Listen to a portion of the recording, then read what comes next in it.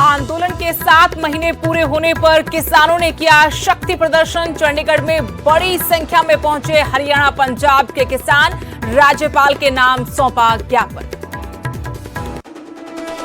किसानों के प्रदर्शन के दौरान चंडीगढ़ मोहाली बॉर्डर पर हुआ जबरदस्त हंगामा। किसान बैरिकेड्स तोड़कर चंडीगढ़ में हुए दाखिल, पुलिस ने वाटर कैनन का किया इस्तेमाल। नई एसआईटी ने सुखबीर बादल से 4 घंटे तक की पूछताछ। कोटकपुरा मामले में हुए सवाल जवाब। अकाली दल ने कहा जांच सियासत से प्रेरित। धर्मशाला से बीजेपी विधायक विशाल नेहरिया की एचएएस पत्नी ने लगाए मारपीट के आरोप। सोशल मीडिया पर वीडियो जारी कर मांगी सुरक्षा। नेहरिया ने भी पत्नी पर लगाए परिवार को प्रताड़ित करने के आरोप। सोनीपत के करेवड़ी गांव के सरपंच की हत्या के मामले में एक और गिरफ्तारी। 22 मई को चुनावी रंजिश में गोलियों से भूनकर उतारा था मौत के घाट। हरियाणवी कलाकार आशु राणा को मिली जान से मारने की धमकी। सोशल मीडिया के जरिए मांगी गई फिरौती। पुलिस ने शिकायत मिलने के बाद दर्ज किया मामला।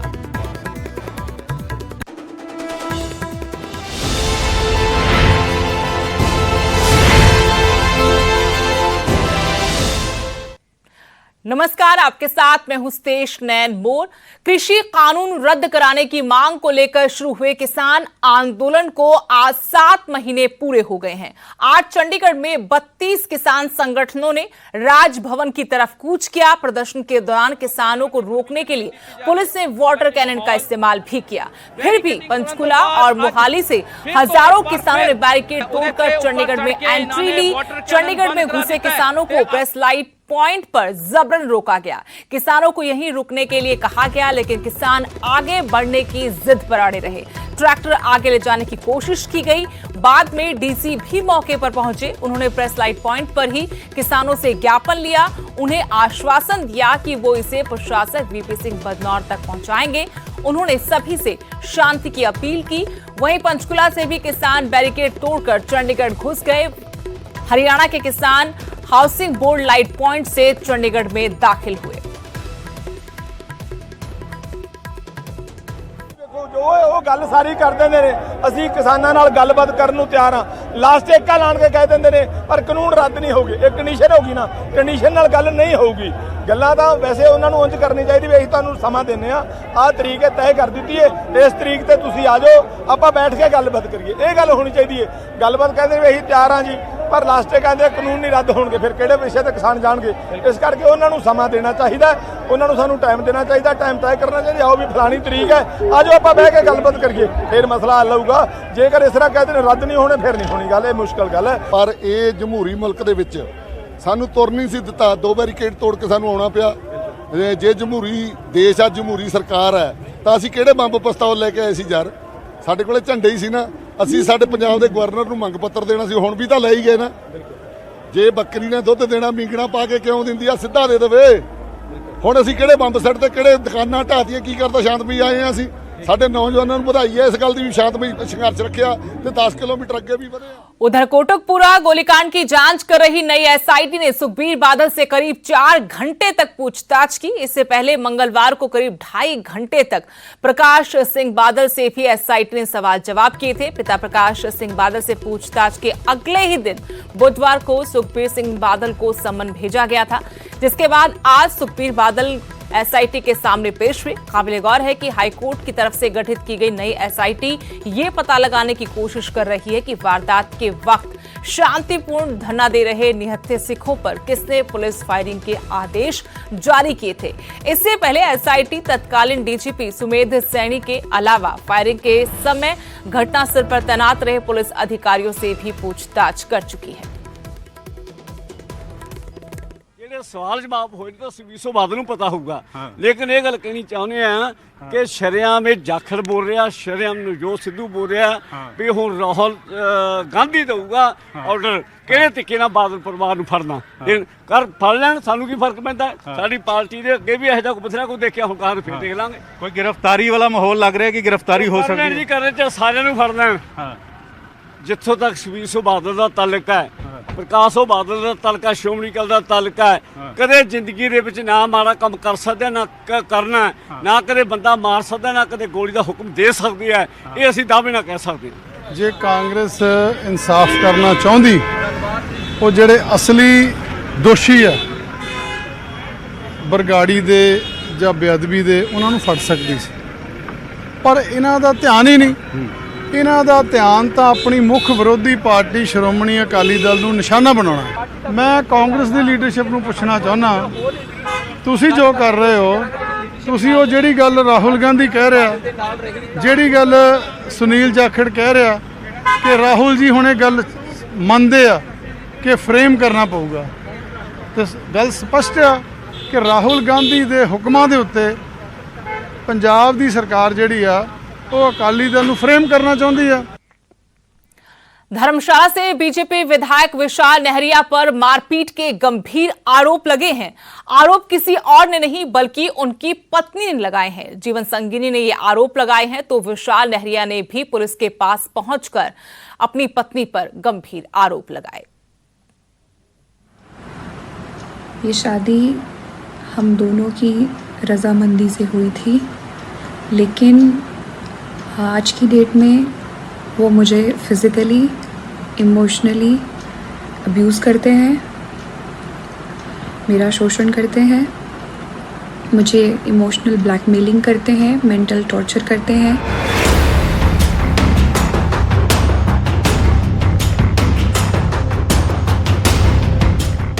ओशीन शर्मा धर्मशाला से बीजेपी विधायक विशाल नेहरिया की पत्नी, लेकिन इनकी पहचान सिर्फ इतनी नहीं है। ये एचएएस से अधिकारी हैं और राजनीतिक घराने से इनका रिश्ता 2 महीने पहले ही जुड़ा था और ओशीन ने पति विशाल नेहरिया पर मारपीट के गंभीर आरोप लगाए हैं। मैं 2018 बैच की ब्लॉक डेवलपमेंट ऑफिसर हूँ और 2019 बैच की मैं एचएएस अधिकारी हूँ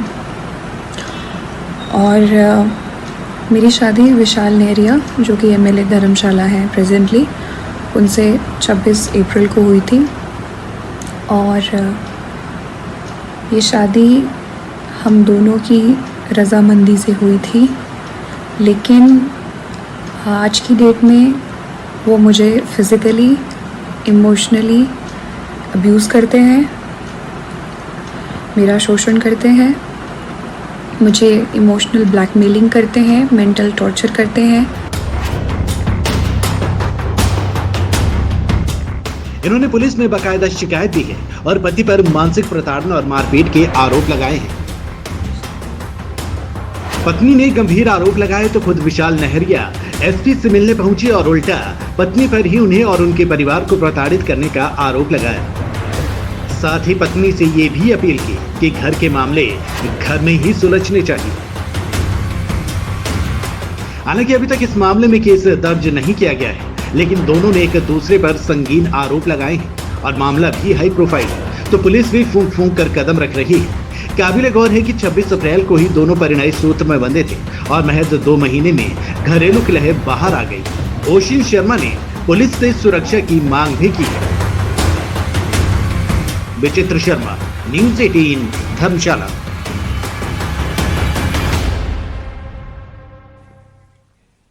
इसी मामले पर बड़ी खबर, विशाल नेहरिया के खिलाफ कांग्रेस ने मोर्चा खोल दिया है। धर्मशाला के कचहरी चौक पर कांग्रेस की तरफ से प्रदर्शन किया गया। नेहरिया की गिरफ्तारी के लिए नारेबाजी हुई। शिकायत के बावजूद अब तक एफआईआर दर्ज नहीं हुई है। इसको लेकर भी कांग्रेस ने सवाल उठाए हैं।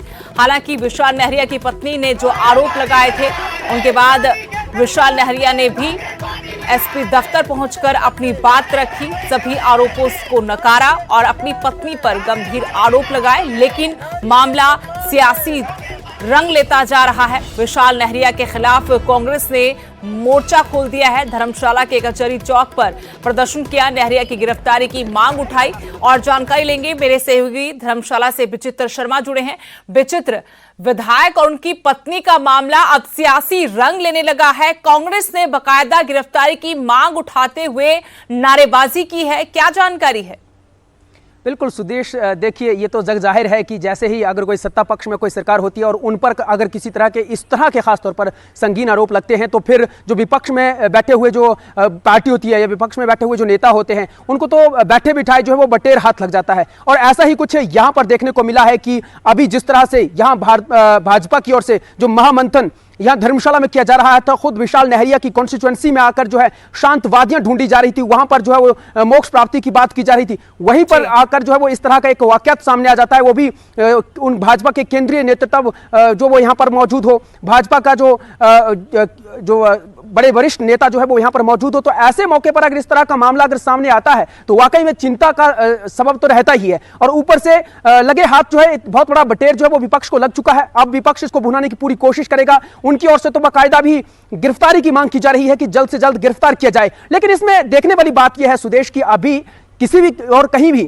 किसी भी ओर से कोई एफआईआर दर्ज यहां पर नहीं करवाई गई है। ऐसा नहीं है कि खुद पुलिस जो वो सू मोटो ले ले और एफआईआर दर्ज करवा दे, इस तरह का कोई अभी देखने को नहीं मिल रहा है। क्योंकि पहले कोई ना कोई तो आ गया है जिसने जिस तरह से अभी वीडियो वायरल हुई है, अभी तो महज वीडियो वायरल हुई और वीडियो की मार्फत ही लेकिन तमाम विचित्र जानना चाहते हैं। ऐसी खबरें थी कि जो विधायक हैं विशाल नेहरिया, उनकी पत्नी की तरफ से पुलिस में शिकायत दी गई है, तो क्या अभी तक शिकायत नहीं दी गई है? देखिए बिल्कुल ये बात समझने वाली भी है और थोड़ा सा इस पे गौर करने वाली भी बात है। गौर करने वाली बात इसमें यह है कि जरूर जो विधायक है विशाल नेहरिया, उनकी जो पत्नी है और एचएएस अधिकारी हैं, वो जरूर जो है वो एसपी के पास पहुंची थी। उनकी ओर से शिकायत भी दी गई है, लिखित में शिकायत दी गई है। लेकिन शिकायत क्या दी गई है ये समझना बहुत जरूरी है। शिकायत में उसने ये कहा है कि उन्हें और खुद विशाल नेहरिया को भी जो है वो अभी प्रोटेक्शन की जरूरत है। ऐसा ना हो कि वो कोई ऐसा कदम उठा लें जिससे कि उनको नुकसान हो और ना ही उनके परिवार को कोई नुकसान हो। और जो उनके बीच में हुआ है वो बहुत दुर्भाग्यपूर्ण है और बहुत लंबे अरसे से वो ये सहती आई हैं। काफी लंबे अरसे से उनके साथ इस तरह से हो रहा था। हालांकि वो चाह रही थी कि बहुत अच्छे से चलेगा, गंधर्व विवाह हुआ है और ऐसे में वो चाहती थी कि अपना जो रिश्ता है जो कि काफी लंबे अरसे से उनके साथ चल रहा था, कॉलेज टाइम से एक दूसरे को जानते पहचानते थे, उसको उन्होंने आगे बढ़ाने की भी कोशिश की। लेकिन जिस तरह से स्थिति यहां तक पहुंच गई कि दोनों में मारपीट हो रही है, अभी इसमें जल्दबाजी होगा कुछ भी कह पाना। एक तरफ से बयान जो है वो भी एक वायरल वीडियो की मार्फत आया है, अभी पूरी तरह से बयान आया नहीं है और ना ही शिकायत तो उस तरह की दर्ज करवाई गई जिसमें कि संगीन आरोप लगाए गए हों। उसमें आरोप ये लगाए गए कि हमें भी प्रोटेक्शन चाहिए और उन्हें भी प्रोटेक्शन दीजिए, जो कि इस वक्त उच्च ओहदे पर बैठे हुए कुछ भी कर सकते हैं वो। और अभी भी अभी देखें तो कोई इतनी बड़ी आयु नहीं हुई है, अभी महज वो 33-34 साल के हैं दोनों। 2 महीना पहले ही शादी हुई थी और ये भी देखा जाए कि इतनी जल्दी, और ये बहुत बड़ा हाई प्रोफाइल मामला तो है ही है, साथ ही साथ पूरे प्रदेश में अपने आप का ये देखने वाला मामला है कि एक एचएएस अधिकारी दूसरे मौजूदा सरकार में विधायक, और वो भी अभी हाल ही में बने हैं। तो ये जरूर आगे सियासी रंग इसमें जरूर लेगा, जांच पड़ताल होगी, लेकिन सबसे पहले तो एफआईआर दर्ज होना बहुत जरूरी है। जैसे ही एफआईआर दर्ज होगी उसके बाद ही पता चल पाएगा सुदेश की आखिर वजह क्या है उनकी ओर से इस तरह से वीडियो वायरल। लेकिन विकास माफ कीजिएगा, विचित्र विशाल नेहरिया ने भी एसपी दफ्तर पहुंचकर अपनी बात रखी है। क्या उन्हें वहां बुलाया गया था या फिर अपनी मर्जी से वो अपना पक्ष रखने के लिए वहां गए थे? डेफिनेटली देखिए अब इतना बड़ा मामला हुआ है और इलाके के वो विधायक हैं, उनकी ओर से वो खुद स्वेच्छा से गए हैं, उन्होंने अपना पक्ष रखा है, उन्होंने बाकायदा ये पक्ष रखा है, उनको बुलाया नहीं गया था, उनकी ओर से खुद वहां जाकर जो है वो पक्ष रखा गया है। उन्होंने ये कहा है कि उन्होंने जो भी आरोप लगाए हैं घरेलू मामला है वो अभी भी सुलझाना चाहते हैं। वो चाहते हैं कि ये जो बात है ये बिगड़े नहीं, मीडिया में ना जाए, जो भी बात है घर की बात है, घर की चारदीवारी तक रहे तो ही अच्छा रहने वाला है। बाहर जाकर अगर इस तरह से बोलेंगे तो बात बिगड़ेगी। वो तो चाह रहे हैं कि रिश्तों को संभालें। और वो साथ ही साथ उन्होंने ये भी कहा है, बड़ी दिलचस्प बात उन्होंने ये कही है कि ऐसी बातें तो अमूमन होती रहती हैं, घर की बात है और हाँ उनको भी तो उनके परिवार को संभालना चाहिए ना, उनको भी देखना चाहिए कि परिवार में अब सास है, ससुर है, परिवार है और उसमें किस तरह का कामकाज होता है, तमाम सारी चीजें देखनी चाहिए। अब हम अगर ईगो की बात करेंगे तो ईगो में तो नुकसान ही होने वाला है। इस तरह की उन्होंने बात कही है, अपना पक्ष उन्होंने रखा है, उनको बुलाया नहीं गया था, लेकिन एफआईआर का इंतजार जो किया जा रहा है और देखना यह है कि शुक्रिया तमाम जानकारी के लिए। तो धर्मशाला से बीजेपी विधायक हैं विशाल नेहरिया, जिन पर उनकी पत्नी जो एचएएस हैं अधिकारी हैं, उनकी तरफ से आरोप लगाए गए शारीरिक और मानसिक तौर पर परेशान करने के, प्रताड़ित करने के। हालांकि इसमें शिकायत में एफआईआर दर्ज नहीं हुई है, लेकिन कांग्रेस ने जरूर बीजेपी विधायक के खिलाफ मोर्चा खोल दिया है।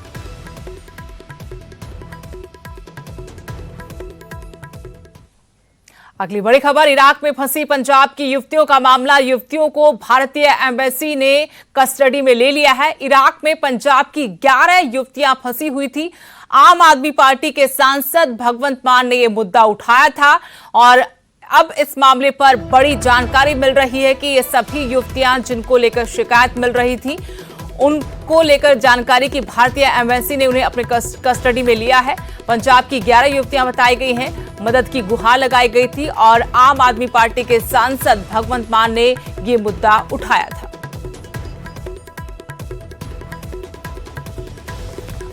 तो बड़ी खबर, इराक में पंजाब की युवतियों का मामला जो वहां पर फंसी हुई थी, इस मामले में भारतीय उच्चायोग ने उन्हें कस्टडी में ले लिया है। इराक में पंजाब की 11 लड़कियां फंसी हुई थी, मदद की गुहार लगाई जा रही थी।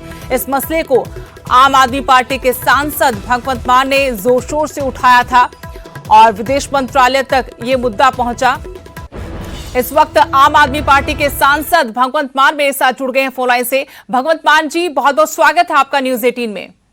Thank you ji, thank you Sudesh ji. Iraq में जो लड़कियां फंसी हुई थी उनका मुद्दा आपने जोर शोर से उठाया, अब उसका असर दिख रहा है।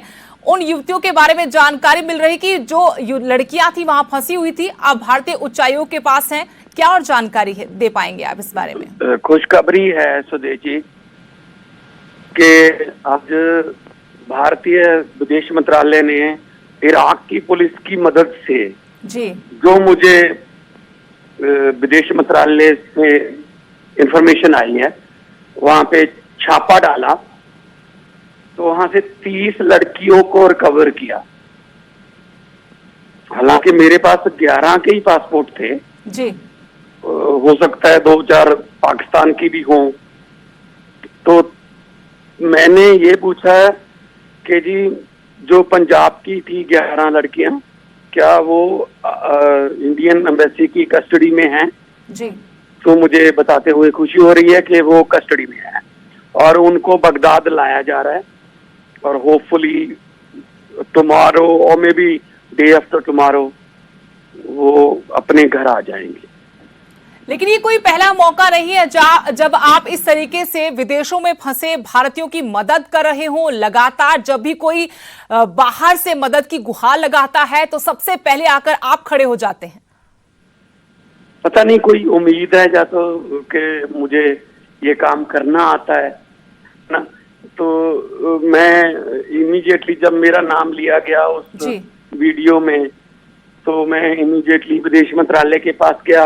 पहले स्वर्गीय सुषमा स्वराज जी थे, इस बार शंकर जी, जयशंकर जी हैं हमारे विदेश मंत्री। तो मैं वहां पे जाता हूं और मैं उनको कभी भी कोई गलत काम के लिए कभी भी मैं वो नहीं करता कि आप गलत काम करो। मैं सिर्फ सही काम के लिए उनके पास पासपोर्ट वगैरह भेजता हूं या उनको जो चाहिए होता है। तो मुझे इस बात की खुशी है कि वो लड़कियां इस वक्त भारतीय एम्बेसी की कस्टडी में हैं, सुरक्षा में हैं जी, और कल तक वो आ जाएंगी।